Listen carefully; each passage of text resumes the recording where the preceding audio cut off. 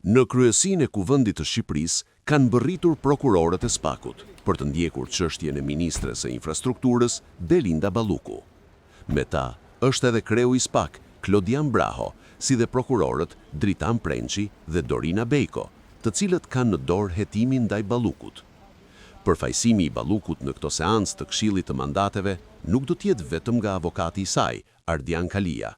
Në mbështetje të saj ka ardhur edhe motra e ministres, Pamela Qirko, e cila do ta përfaqësojë si avokate gjatë diskutimeve në Kuvend.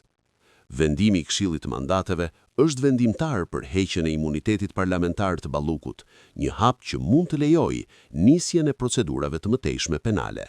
Zhvillimet e sotme vijnë ndërsa hetimet ndaj ministres për çështje korrupsioni janë në një fazë të avancuar.